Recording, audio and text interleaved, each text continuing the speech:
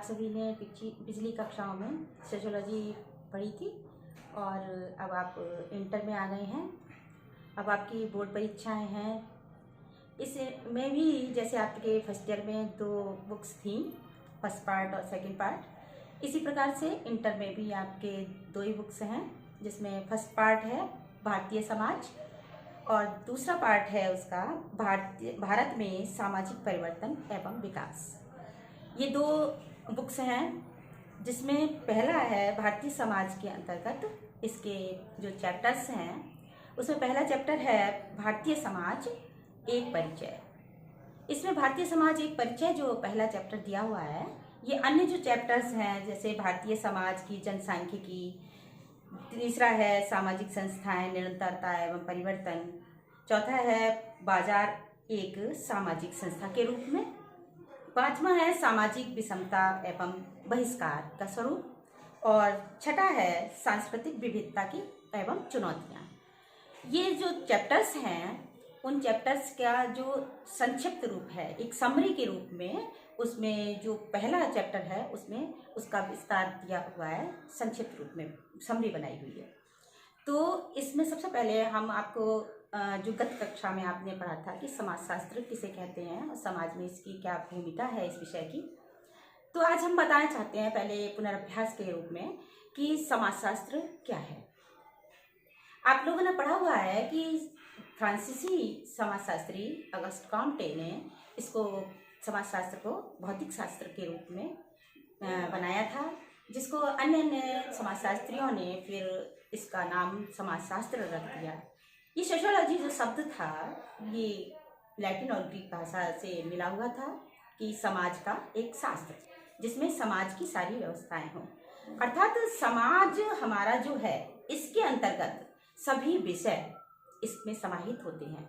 कोई भी विषय, हर विषय छूटा जा सकता है, लेकिन जन्म से लेकर हमारी और लाइफ तक समाजशास्त्र एक ऐसा विषय है जिसकी गतिविधियां प्रत्येक को होता है। ये शास्त्र को जब हम पढ़ते हैं तो पढ़ते समय हम इसमें शून्य नहीं होते। किसी भी विषय में हम शून्य हो सकते हैं, लेकिन समाजशास्त्र एक ऐसा विषय है जिसमें हम शून्य नहीं होते हैं। हमें कुछ न कुछ समाज के बारे में पता निश्चित रूप से होता है।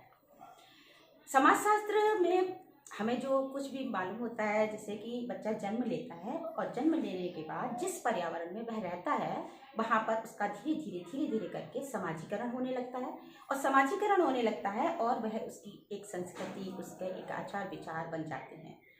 विद्यालय में वह जब जाता है तो ज्ञानार्जन करता है। वहाँ पर जितना भी उसको ज्ञान दिया जाता है, जिस प्रकार का ज्ञान दिया जाता है, उस प्रकार का ज्ञान वह अर्जित करता है।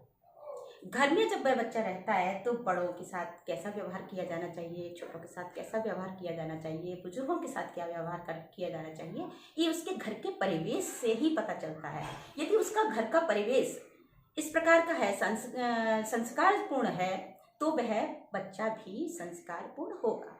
और यदि उसके घर में बुजुर्गों का या बड़ों का आदर नहीं किया जाता होगा तो निश्चित रूप से क्योंकि उसका समाजीकरण उसी समाज में रहकर हो रहा है।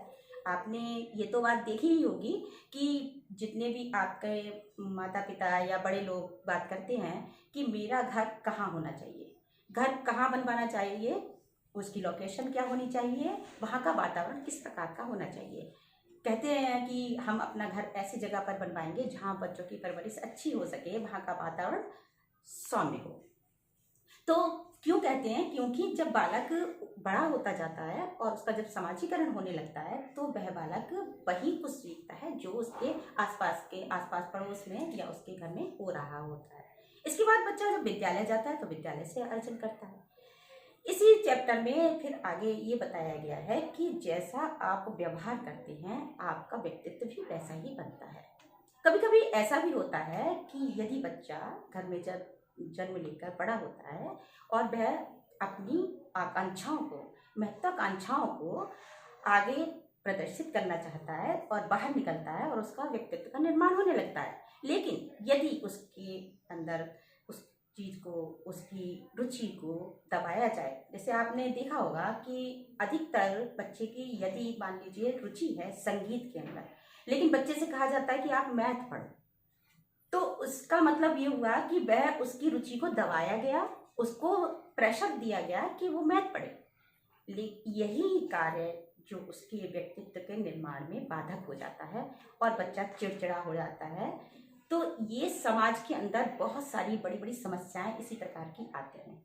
छोटी बड़ी समस्याएं घर से ही बाहर निकलती हैं। इस शास्त्र का, समाज शास्त्र का जो अध्ययन है वो इन्हीं सब घटनाओं को लेकर हुआ है। चाहे वो कोई से भी विषय हो, हर विषय में कोई ना कोई समस्या होती है जिसका समाधान सिर्फ और सिर्फ समाज के अंदर ही निकलता है। इसका दूसरा चैप्टर है भारतीय समाज में जनसांख्यिकी। जैसा कि आप जानते हैं कि आज भारत विश्व का दूसरा सबसे अधिक जनसंख्या वाला देश है। अनुमानित तौर पर कुछ दशकों में यह चीन जो प्रथम स्थान पर है उसे भी पीछे छोड़ देगा, अर्थात ये प्रथम स्थान पर जनसंख्या के हिसाब से हो जाएगा। कौन सा तरीका है जिससे जनसंख्या नियंत्रण की जा सकती है, ये आप सभी जनसंख्या नियंत्रण के लघु उत्तरीय प्रश्न बनाकर और लिखेंगे जिससे जनसंख्या का नियंत्रण किया जा सके। इस पाठ में विस्तृत रूप से, जो द्वितीय पाठ है उसमें विस्तृत रूप से आगे बताया जाएगा कि किस प्रकार से जनसंख्या बढ़ रही है और उसकी क्या प्रॉब्लम्स हैं, उसकी क्या समस्याएं हो रही हैं। क्या जनसंख्या के विकास में यह बाधक है अथवा ये सहायक है। वैसे यदि देखा जाए तो जनसंख्या का दबाव जिस देश पर अधिक होता है वहाँ पर जनसंख्या की समस्याएं बहुत अधिक बढ़ जाती हैं, किंतु कुछ लोगों का मानना होता है कि जितने लोग उनके जितने हाथ उतना काम। तीसरा चैप्टर है सामाजिक संस्थाओं में निरंतरता एवं परिवर्तन। ये आप लोगों को सबको मालूम होगा कि समाज कभी भी एक समान गति से नहीं चलता। समाज में दिन प्रतिदिन कोई ना कोई परिवर्तन निश्चित रूप से होता है और बड़े परिवर्तन भी होते हैं। अभी आपने ये लॉकडाउन के टाइम पर ये देख लिया कि ये ऑल लाइफ हमने तक ऐसा अपने जीवन में नहीं देखा था जैसा कि अभी हो रहा है। लेकिन ये क्या है, सामाजिक परिवर्तन, और हो सकता है ये सकारात्मक भी हो। पॉल्यूशन बहुत सारा कम हो गया है, बहुत सारी चीज़ें ऐसी हो रही हैं जो सकारात्मक हैं, तो हमारी सोच में परिवर्तन हो रहा है। हम जितना क्राइम करते थे, जितनी एक्सीडेंट्स वगैरह होते थे वो कुछ कम हुए हैं। तो कुछ ना कुछ अच्छा होने के लिए कुछ ना कुछ कठिनाइयों का सामना निश्चित रूप से करना पड़ता है और समाज में इसी प्रकार से कोई ना कोई परिवर्तन निश्चित आता है। तो सामाजिक परिवर्तन। इसके पश्चात चौथा चैप्टर है बाजार एवं सामाजिक संस्थाओं के रूप में, अर्थात भारतीय समाज हमारा बाजार के रूप में बदला। क्योंकि जब उपनिवेशवाद था, जिस समय में ईस्ट इंडिया कंपनी आई थी और उन्होंने, इंग्लैंड ने और फ्रांसीसियों ने यहाँ पर बाजार बनाए थे, कच्चे माल को ले जाकर फिर पुनः निर्माण करके और हमारे यहाँ बाजार तैयार किए थे, जिससे कि यहाँ पर भी कुछ उद्योग धंधे लगे और उद्योग धंधों में प्रगति हुई, जिससे यहाँ के जो निम्न वर्ग के लोग थे वो उसमें संलग्न हुए, उद्योगों में संलग्न हुए और इस प्रकार से समाज जो था उसमें परिवर्तन आया। जो समाज में व्यक्ति भूमि पर कार्य करता था, कृषि करता था, वो अब उद्योगों में संलग्न हो गया, गांव से शहर में परिवर्तन हुआ। तो इस प्रकार से धीरे धीरे करके बाजारों के स्वरूप में भी परिवर्तन आने लगा। पांचवा चैप्टर है सामाजिक विषमता एवं बहिष्कार का स्वरूप, अर्थात सामाजिक विषमताएं। सामाजिक विषमताएं कौन सी? कि समाज के अंदर जो विभिन्न प्रकार के लोग हैं, उनमें जाति है, जनजाति है, ऐसे सामाजिक समूह हैं, उनमें विषमताएं और उन विषमताओं में बहुत अधिक छुआछूत की भावना। ये महाभारत और रामायण काल में ऐसी विषमताएं अधिक नहीं थी, लेकिन धीरे धीरे करके मध्यकाल जब आया तो मध्यकाल में छुआछूत की भावना बहुत अधिक विकसित हुई और जाति में जाति परिवर्तन हुए।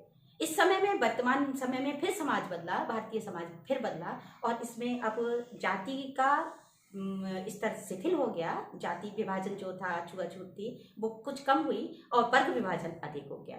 जैसे कि निम्न जाति का व्यक्ति यदि उच्च वर्ग में है तो उच्च वर्ग के साथ उसका समावेश हो गया, लेकिन जाति का कुछ शिथिल होने लगा। छठा है सांस्कृतिक विविधता एवं चुनौती। हमारे भारत में सांस्कृतिक, क्योंकि सभी को पता है, आप लोगों को भी मालूम होगा कि प्राचीन काल से ही आक्रमणकारी हमारे यहाँ आते रहे हैं और आक्रमण जिस प्रकार से होता रहा है और कुछ लोग यहाँ पर ही रह जाते हैं। जिससे कि सांस्कृतिक विषमताएं यहाँ पर बहुत अधिक हो गई। विविधताओं का देश जैसे कहा जाता है, पूरे विश्व में एक भारत ही एक ऐसा देश है जहाँ पर इतनी विविधता होते हुए भी एकता है। क्योंकि भारत में सर्वे भवन्तु सुखना, सभी सुखी हो, सभी निरोगी हो और सभी के कल्याण की बात कही जाती है। ऐसी विशाल संस्कृति है इसकी।